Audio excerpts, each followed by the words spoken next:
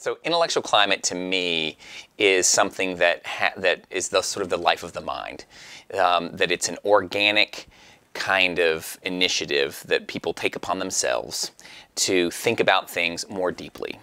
So it's not the casual conversations that we have on the pathways, it's the conversations on the pathways that make you late for class. Our big challenge with this initiative is to define intellectual climate in a way that doesn't read anybody at Elon out. All universities are always focused on their intellectual climate. Intellectual climate is the lifeblood of a university. So Elon has a robust and healthy intellectual climate already. However, about 2 years ago, some students said, well, we see opportunities to do more. I'm an honors fellow and I lived in honors housing my first 2 years here and took a lot of honors classes, and I felt like I got really lucky and I had a really engaged, supportive intellectual community. And I think basically what happened was I started to recognize that my peers who weren't kind of put into that cohort from the beginning didn't have that same community, and that a lot of them were struggling. And then basically what happened was that Greg Honan and I started to have a series of really kind of concentrated conversations around this, and realized that a lot of people are having this issue and that we wanted to do something about it. Really, with the initiative and impetus of these two students, and then of course a number of their peers, we had this informal intellectual climate working group, and a very informal group talking through ideas of how we might empower students really to take this on themselves, and to what could students do to kind of encourage their own peers to strengthen the intellectual climate on Elon's campus. You know, I was taking some classes in the political science department. I was taking a lot of my intro classes, and I noticed there weren't a lot of places outside of your classes to have intellectual conversations, to meet other people who are passionate about their classes or their intellectual academic interests, whatever it was. So that's really where it started, was trying to find that community. The intellectual climate movement is something that every Elon student is capable of taking part in, and every Elon student is important to their lives. Universities are supposed to be that place, right, that you can come to engage in that intellectual community. And I think other places do have this problem in the US. I think you know, bigger research universities, it might be easier to find intellectual community, especially because those departments are going to be, not always, but can be larger.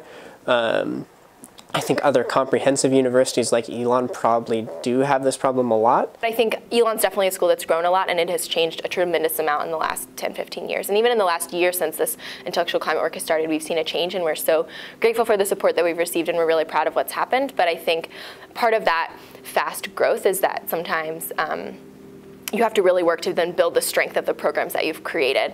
And so Elon is working to build the strength into all the things that they have. And the part of that is recognizing that intellectual climate is the foundation of a university, and so that's a key thing that needs to be addressed and emphasized. So a couple of the programs that were developed out of these conversations, one is the Coffee Clatch, which is a program so that you know, a number of students go to these various speakers on campus, but then the speaker's finished, everybody leaves, and there's often no continued discussion afterwards. And if you don't discuss it afterwards, you don't own that knowledge, and it's forgotten.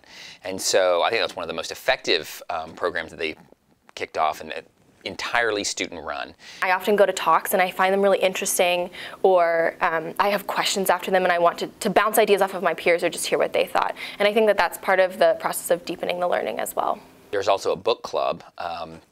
Jason Kirk in political science is the faculty member who's kind of spearheading that, but again, very much student-driven, where they'll pick a different book a month. There are about 20 free copies, and then after that, you know, people have to kind of scrounge after that. One thing that's important to note about all of these activities going on is that they are student-driven. There's not a particular faculty member saying, this is what needs to happen, this is, you know, you should do this, X, Y, and Z. It's more that Elon faculty are very committed to our students.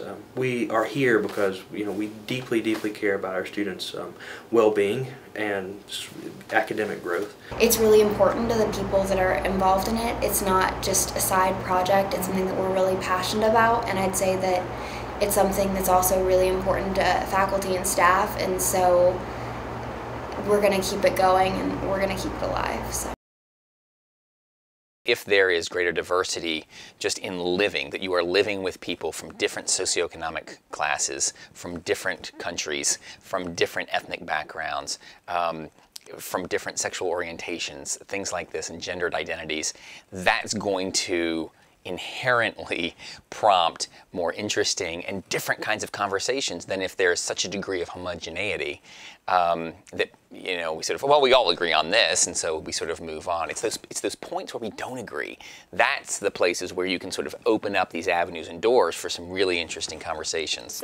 So I think that the reason for students to get involved is because then they'll have more opportunities for that feeling, that expansive feeling of kind of limitless opportunity as you're engaged in something, as you're answering a question, as you're seeking new information, as you're talking to your peers about a topic that you find really interesting. And if you want to have these conversations, you have to choose to have those conversations. You have to find those people, and you have to be willing to reach out, and you might find people who don't want to talk to you about that sort of stuff, and that's fine.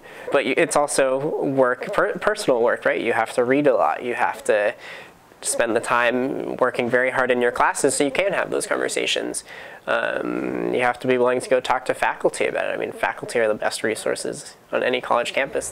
There's been a lot of buzz about getting a space for intellectual climate discussions. A place where a student could have a beer, but then also have a sort of deep intellectual conversation with their faculty member or a peer or something. So that we're trying to create these kind of social spaces that lend themselves towards continued conversation. It doesn't have to all be onerous and class heavy. We talk a lot about global citizenship, but we don't talk a lot about people being citizens of their own university. I would just urge everyone to not brush it off as, oh, that just means it's going to be harder. It just means we're going a little bit deeper. So you can make change in 4 years, and if you see something you can change, you should, and that's, I think, why we're doing this.